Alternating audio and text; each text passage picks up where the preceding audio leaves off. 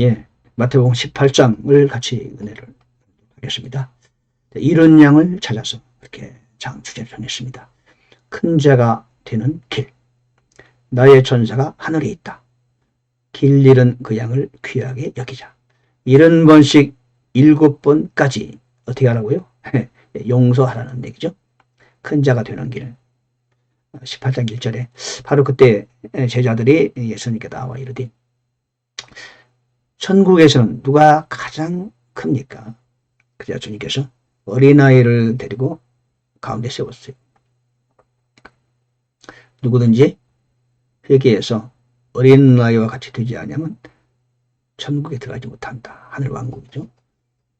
그러므로 누구든지 어린아이처럼 자기를 낮추는 자가 하늘의 왕국에서는 가장 큰 자니라. 그렇게 말했습니다. 자기를 낮추는 거래요. 하늘 왕국이라고 했지만 하나님의 나라도 같이 적용이 가능하죠. 우리 주님 곁에 갔을 때, 하늘나라 갔을 때 자기를 낮추는 자가 높은 자죠. 우리에게 그대로 적용되는 겁니다. 이제 마태복음에는 하늘 왕국, 천국과 또 하나님의 나라도, 하나님의 왕국도 나오는데 때로는 다르게 적용하고 다르게 말합니다만은 때로는 동일한 진리로 말하는 경우도 많습니다. 마태복음을 읽을 때 이것이 천국에 관한 이야기냐 하나님 나라에 관한 이야기냐를 우리가 교훈을 들을 때 어떤 경우는 동일하게 그대로 받을 수 있는 게 있고 다르게 받을 수 있는 게 그래요. 그런 면을 주의하면서 마태복음을 해석하면 좋습니다. 예를 들면은 마태복음 7장 마지막에 나오죠. 나더러 주여 주여 하는 자마다 천국에 들어갈 것이 아니요 아버지 뜻대로 행하는 자라야 들어가리라. 이런 말씀은 오늘날 우리가 구원받은 교회의 적용은 안 되는 거죠.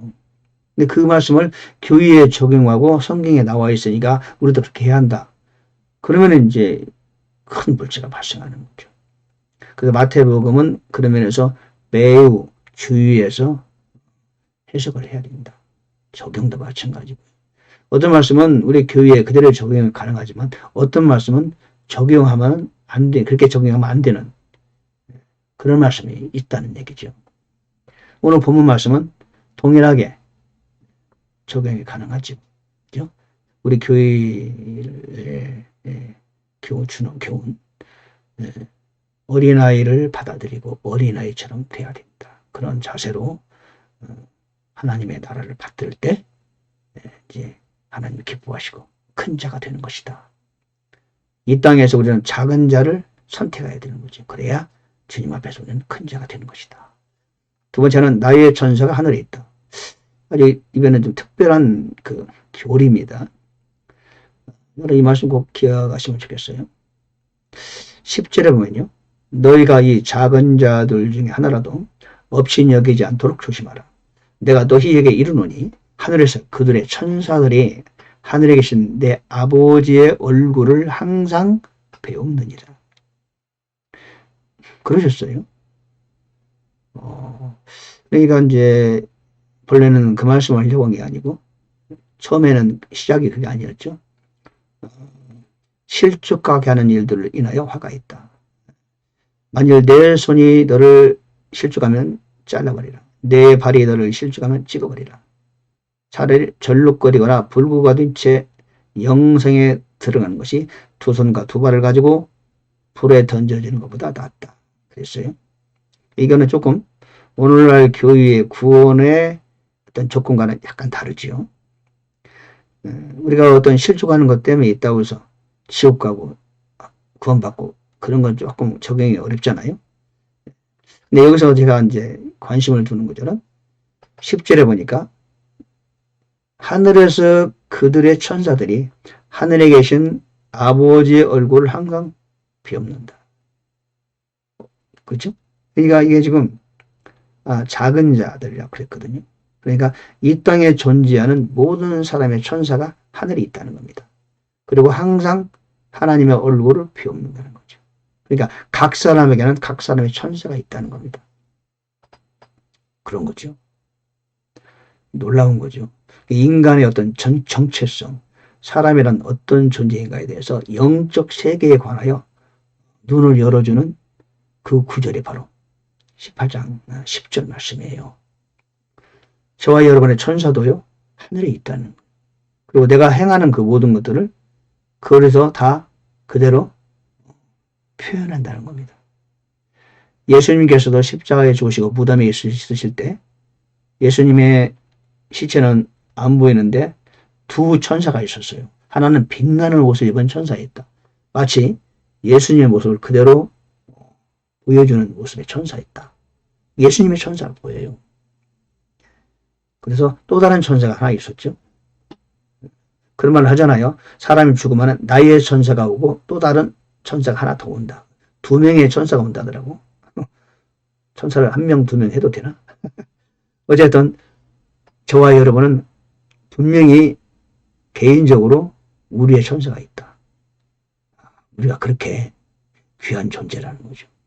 사람을 함부로 무시해서도 안 된다. 왜? 그의 천사가 항상 하나님의 얼굴을 비운다는 거죠.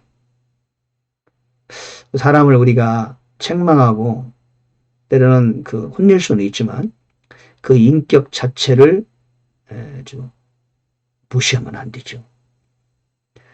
그렇다고 모든 사람에게 웃고 대하는 건 옳지 않아요. 네, 책망할 건 책망하고 지적할 건 지적하고 그 정체를 알려줄 건 알려줘야 돼요. 그 주의 종이 할 일이고 그리스도인이 마땅히 해야 할 일이죠.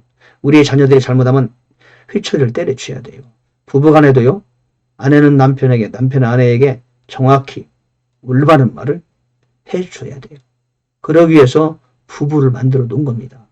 당신은 다 좋아요. 이건 너. 당신은 내가 보니까 이런 면이 있어요. 고칩시다. 맞죠? 당신이 이렇게 마찬가지. 서로가 서로를 위해서 기도하다 보면은 상대의 장점과 상대의 약점이 알게 되고 약점은 보완하고 강점은 더 강화하는 그런 일을 하는 게 부부입니다. 친구도 마찬가지고 교회 성도의 교제도 바로 그런 목적이 가장 중요한 것이죠. 길리는 그 양을 귀하게 여기자. 11절 사람의 아들은 잃어버린 것을 구원하려고 왔노라. 양 100마리가 있는데 한 마리를 잃으면 99마리를 남겨두고 그 양을 찾지 아니하겠느냐. 이와 같이 이 작은 자 중에 하나라도 멸망하는 것은 하늘에 계신 너희 아버지 뜻이 아니니라. 그래서 우리 이제 교회 내에서 우리 주변에 혹이라도 실족하는 분들이 계시고 시험 든 분들이 계시면은 그분들 특별히 돌봐야 됩니다.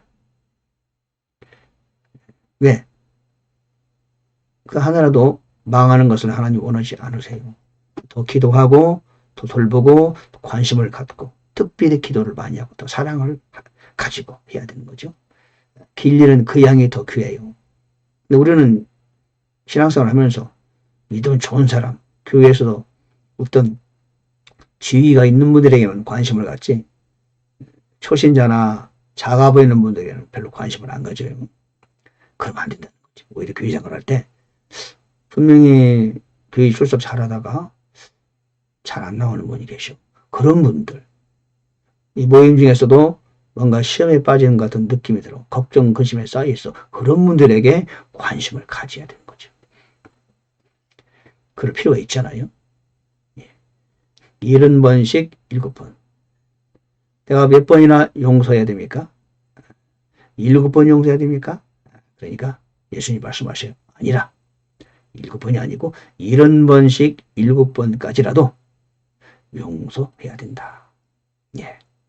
그러면서 1만 달란트 빚진 자가 용서받고 빚을 탕감받았는데 그가 100데나리온 빚진 자를 잡아서 압박하고 감옥에 뒀다. 그러자 주인이 와서 그를 형벌 주는 자에게 넘겼다. 그러므로 너희가 각각 마음으로부터 자기 형제에게 그들의 범법을 용서하지 않으면 하늘에 계신 내 아버지도 너희에게 용서하지 않으신다. 라고 말씀하시는 거죠. 우리가 용서해야 돼요. 미안합니다. 용서해야 됩니다. 왜? 우리는 엄청난 빚을 이미 탕감받은, 용서받은 사람들이고 앞으로도 계속 용서가 보장됐어요. 그러므로 우리는 우리에게 잘못하는 사람, 상처 준 사람 용서해야 돼요. 그래 하나님이 기뻐하신다는 거지. 우리는 용서의 빚을 가지고 살아가는 인생이다. 불쌍히 여기는 마음을 갖는, 나를 공격하는 사람이 있다. 그 사람을 위해서 기도하고요. 불쌍히 여기시는 게 우리의 자세가 되어야 되겠죠. 예. 오늘 마태복음 18장 이런 양을 찾아서 이런 양에 관심을 갖자. 건강하고 튼튼한 양은 우리의 있는 양은 우리가 특별히 돌보지 않아도 돼요. 그러나 우리를 벗어난 양, 길을 잃은 양, 시험 들은 양, 염려와 걱정에 쌓여있는 그런 사람에게 관심을 두자. 오늘 특별히 기억하실 것은 나의 천사가, 모든 사람의 개인적인 천사가 하나님 앞에 늘 주님의 얼굴을 비웃고 있다. 그 사실 꼭 기억하면 좋겠습니다. 예, 할렐루야. 감사합니다.